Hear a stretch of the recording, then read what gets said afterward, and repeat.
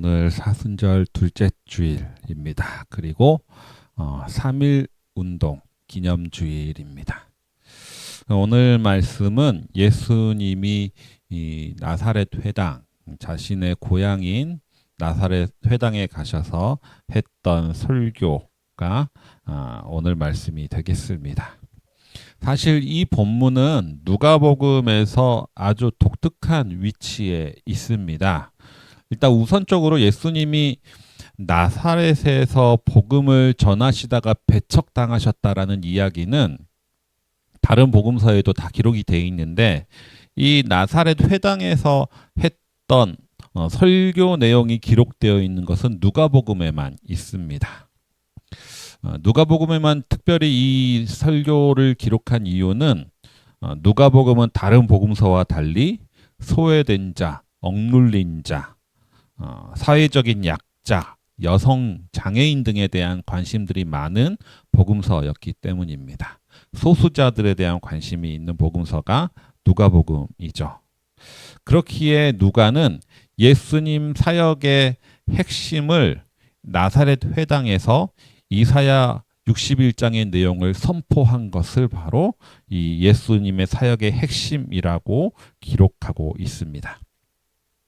또 하나의 특징은 누가복음은 사건을 되게 시간적인 순서대로 기록한 것이 아니라 자기 나름대로 자신의 의도에 맞춰서 재구성해서 누가복음 전체를 기술하고 있다고 우리가 알고 있습니다. 그래서 우리가 재작년에 누가복음을 1년 동안 살펴봤을 때 특히 가장 대표적인 것이 예수님 세례 받으신 사건이었죠. 예수님이 세례 받으신 사건이 세례 요한이 체포된 다음에 기록하고 있는 거죠. 이게 시간적인 순서도 다르고 세례 요한이 체포됐는데 그 다음에 예수님이 세례 받았다는 것처럼 논리적으로 인과관계도 맞지 않습니다. 하지만 그럼에도 불구하고 누가는 본인만의 신학적인 의도에 따라서 사건들을 시간적인 순서대로 기록하는 것이 아니라 재구성해서 기록하고 있는 모습을 볼 수가 있죠.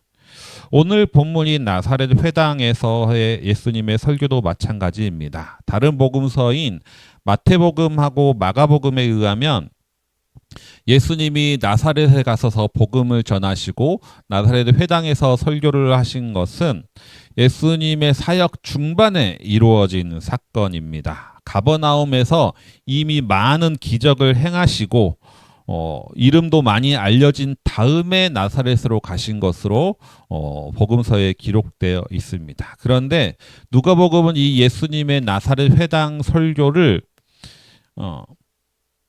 예수님이 본격적으로 사역하기 전에 있었던 것처럼 이제 사역을 시작하기 전에 이 나사렛 회당 설교를 기술하고 있습니다.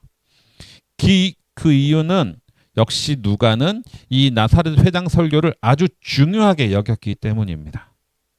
다른 복음서 저자들에게 예수님의 나사렛 회당 설교는 그저 예수님이 다른 회당에 가서 전했던 수많은 설교 중에 하나였지만 누가복음에게는 그렇지 않았던 거죠. 누가복음에게 있어서 이 회당 설교는 예수님의 전체 사역을 요약하는 일종의 선언문이라고 누가는 보았던 겁니다.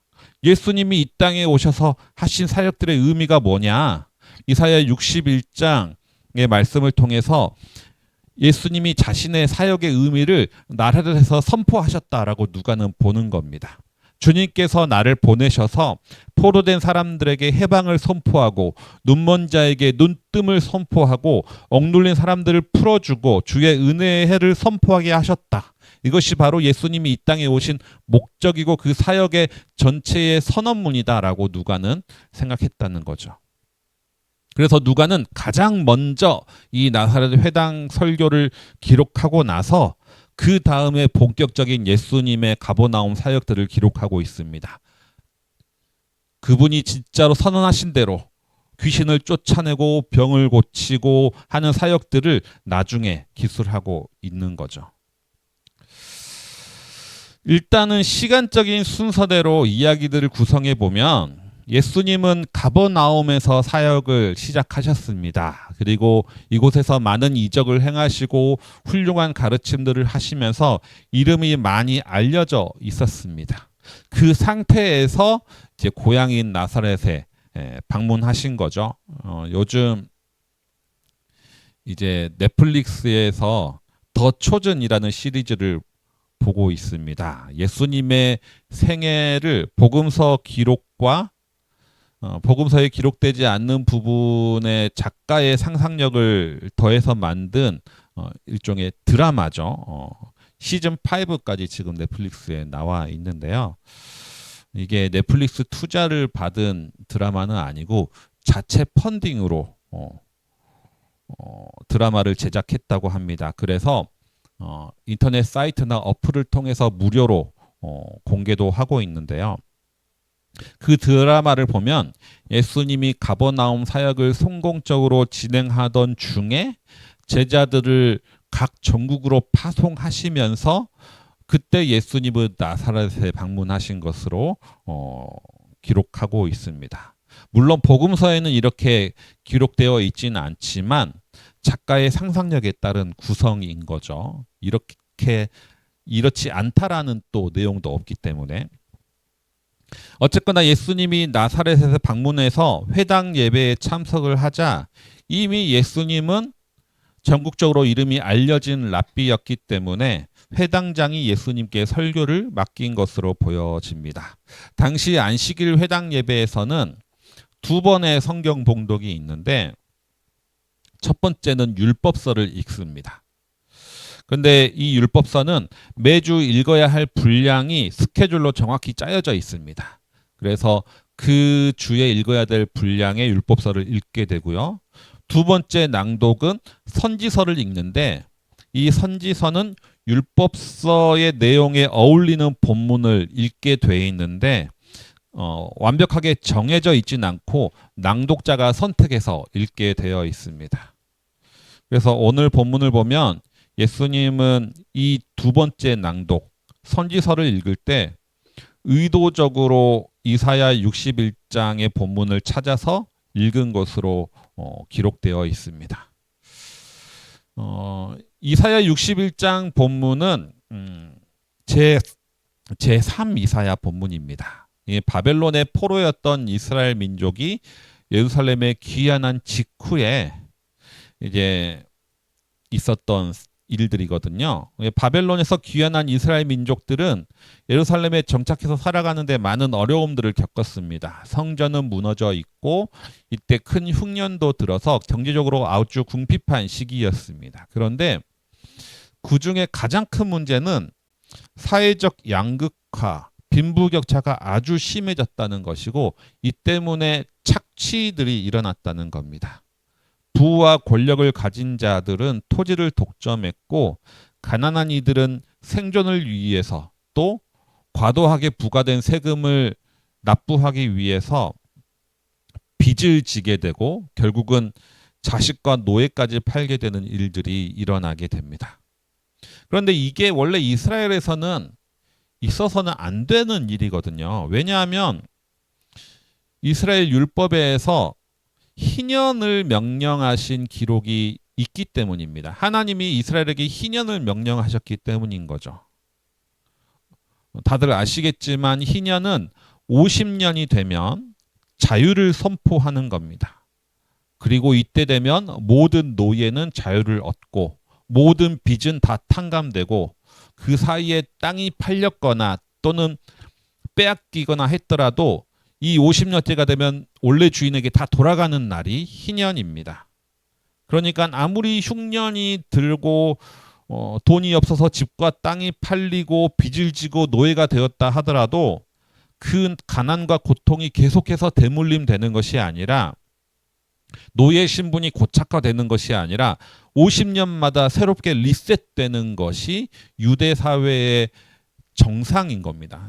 하나님이 이스라엘에게 이렇게 명령하셨습니다. 그런데 문제는 이스라엘 역사 중에서 이 희년이 지켜진 적이 거의 없다라는 거죠. 기록상은 전혀 없습니다. 권력자들의 탐욕 때문에 하나님이 명령하신 희년 제도는 거의 유명무실한 제도가 되어버렸습니다. 그렇기 때문에 바벨론 포로가 귀환하고 나서 사회적 양극화와 빈부격차와 형제들을 노예로 삼는 이 사회적 현상을 바라보며 제3 이사야는 인간의 통치와 제도로서는 이 억압과 착취의 굴레가 계속될 수밖에 없다라는 결론을 내리고 하나님의 기름 부음 받은 자가 나타나서 이 불의한 세상을 뒤집어 엎고 희년을 새롭게 선포해야 된다. 자유를 선포해야 된다라고 선언을 하는 겁니다. 이게 이사야 61장의 내용입니다. 예수님이 인용하신 것이 바로 이 말씀인 거죠. 예수님이 이 본문은 이사야 61장 본문을 딱 읽고 나서 모든 사람이 예수님을 주목하고 있는 순간에 예수님이 뭐라고 말씀하시느냐? 이 말씀이 오늘 이루어졌다라고 말씀을 하시는 겁니다. 이 말씀이 오늘 이루어졌다. 기름 부음 받은 자가 자유를 선포해야 된다는 이 말씀이 오늘 지금 이루어졌다. 이 말씀은 무슨 뜻입니까? 기름 부음 받은 자가 바로 나다라는 의미인 거죠. 기름 부음 받은 자를 다른 말로 하면 메시아가 되는 겁니다. 예수님은 왜 굳이 나사렛에 와가지고 이런 선언을 하셨을까요? 나사렛이 본인의 고향과 같은 곳이기 때문이기도 하겠지만 어쩌면 이 나사렛 땅이야말로 이 말씀이 가장 필요한 곳이었기 때문입니다. 나사렛이야말로 이 당시에 가장 가난한 동네 중에 하나였습니다. 가장 억눌린 사람들이 많은 곳이었습니다. 나사렛이란 말만 들어도 대부분의 유대인들이 무시하는 동네가 바로 이 동네였습니다. 예수님도 나사렛 출신이기 때문에 많은 무시를 당했습니다. 따라서 예수님이 예수님이 하는 이 자유의 선포, 희년의 선포를 가장 환영해야 될 동네가 바로 나사렛 땅이었습니다. 그리고 예수님의 이 선포가 전혀 허무맹랑한 이야기가 아닙니다. 왜냐하면 예수님이 사역 초기라면 그랬겠죠. 가버나움에서 사역하기 전에 이 선포를 했다면 그랬겠죠. 하지만 이미 가버나움과 갈릴리에서 예수님을 메시아로 믿고 따르는 사람들이 많이 생겨났습니다. 그리고 예수님이 세례를 받을 때 성령이 임했다라는 사실은 목격자들이 상당수가 있고 이것 또한 세례 요한의 입으로도 인정된 사실입니다. 객관적으로 증거되는 사실인 거죠. 그 밖에 예수님이 행하는 많은 이적들, 귀신이 포로된 자에게 자유케 되었고 눈먼 자가 보게 되는 역사들이 이미 소문나 있고 경험한 자들도 다수 있었습니다. 나사렛 사람들이 이걸 몰랐을 리가 없습니다. 그렇기 때문에 예수님한테 가버나움에서 행한 것을 여기도 해보라고 했다는 것 자체가 이미 예수님이 행하신 이적들, 자유를 선포하고 눈먼 자에게 다시 보게 하고 눌린 자를 해방을 하신 이 예수님의 사역들이 이미 소문을 들었다는 것을 보여주는 거죠. 그런데 이 나사렛 땅에서 가난한 자에게 자유를 선포했는데 정작 가장 가난했던 동네가 그것을 거절하는 역설적인 상황이 이 나사렛에서 나타난다는 거죠. 가장 자유가 필요한 사람들이 자유를 거절하고 있는 겁니다. 정치사회학에서 자주 이용되는 개념 중에 하나가 계급 배반 투표가 있습니다. 자신의 경제적 계급이나 이해관계에 반하는 정당이나 정책에 투표하는 현상인 거죠. 대표적으로 집도 없고 땅도 없는 사람들이 부동산에 세금을 매기는 것을 반대하는 겁니다. 본인은 집도 없고 땅도 없는데 부동산 세금 매기는 것을 반대하는 거죠. 소득이 없는 저소득층이 부자 증세를 반대하는 겁니다. 부자 감세는 찬성하고요. 자신의 경제적 계급과 이해관계와 반대되는 정당이나 정책을 지지하고 그에 대한 투표를 하는 것이 계급 배반 투표입니다. 이러한 현상이 나타나는 이유가 뭘까? 미국의 소설가인 존 스타인백은 이렇게 말했습니다. 가난한 사람들은 자신을 착취당하는 프롤레타리아가 아니라 일시적으로 어려움을 겪고 있는 예비 백만장자라고 여긴다. 나는 가난하게 착취당하는 사람이 아니라 지금은 약간 어려움을 겪고 있지만 예비 백만장자인 거죠. 그러니까 내가 부자가 될 수도 있기 때문에 부자 증세는 반대하는 겁니다. 부자를 위한 정책을 지지한다는 거죠.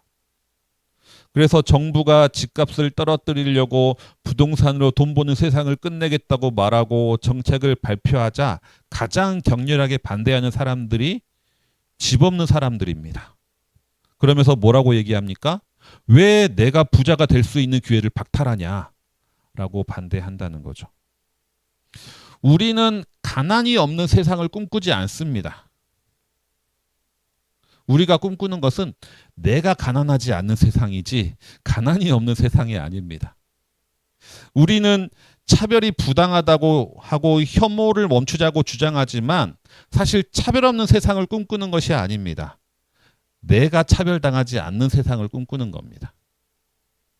그러니 본인이 사회적 약자이면서 정작 자기보다 더 취약한 계층들에게는 분노와 혐오를 표현하는 것들이 이 시대의 시대 정신과 비슷할 때가 많이 있습니다. 미국에서는 가난한 백인 남성들이 자기보다 더 사회적 계급이 낮은 이주 노동자들을 적대합니다. 우리나라에서는 취업하기 힘든 청년들이 자기보다 더 취약한 계층인 장애인들이나 이주 노동자들을 혐오합니다. 나사렛 사람들이 예수님에 대해 폭발하게 된 계기가 여기 있습니다. 사실 예수님이 처음 자유를 선포했을 때 약간 반응이 뜨뜻미지근했습니다. 근데 이 반응을 보시고 예수님이 뭐라고 말씀하시느냐? 오늘 읽은 본문의 뒤에 나오지만 예수님이 뭐라고 말씀하시냐면 엘리야가 이스라엘 과부가 아닌 이방인 사렙다 과부에게 보냄받은 것 아니야. 엘리사가 이스라엘에 많은 나병 환자가 있지만 그 사람을 고쳐준 것이 아니라 이방 사람 나아만만을 고쳐줬다. 이 얘기를 하시는 거죠. 그러자 이 말씀에 나사렛 사람들이 폭발합니다. 감히 이방인들을 들먹거려? 이거인 거죠. 이 나사렛 사람들은 로마의 식민 지배를 받는 변방 중에 변방의 가장 가난한 이들입니다. 로마인들에게 무시와 차별을 받고 착취당하고 억울하고 억눌란 이들이 이 나사렛 사람들입니다. 하지만 그럼에도 불구하고 이방인들과 같은 취급받는 것은 참을 수가 없는 겁니다. 결국 우리는 이방인과 다르다라는 그 선민의식 때문에 예수님이 선포하는 자유를 거부하게 되는 거죠. 나사렛 사람들이 우리는 전적인 은혜가 필요한 사람입니다 라고 인정한다면 이방인과 같은 취급을 받는 것이 무슨 의미가 있겠습니까? 하지만 이들은 분명 로마에 의해서 때로는 다른 유대인들에게까지 무시당하고 억압받으면서 가난과 고통 속에 살아가면서도 그래도 우리는 이방인보다는 낫지라는 생각에 모두에게 주어지는 참 자유와 은혜를 거부하게 된다는 겁니다.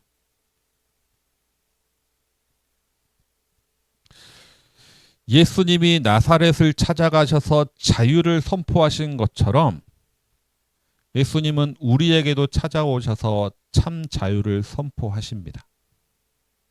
중요한 건 우리가 나를 진정한 가난한 사람이다 라고 생각하고 있느냐인 거죠.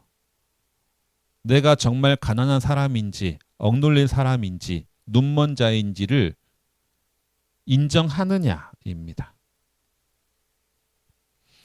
우리 스스로 나를 억눌린 자로, 눈먼 자로 보지 않는다면 어쩌면 주님이 주시는 자유는 내가 원하는 것과 다를 수도 있습니다.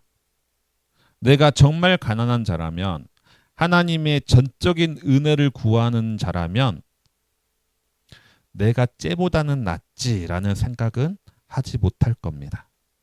내가 정말 억눌린 자라면 주변에 억눌린 이웃들이 곧 나의 이야기가 되고 나의 아픔이 될 것입니다.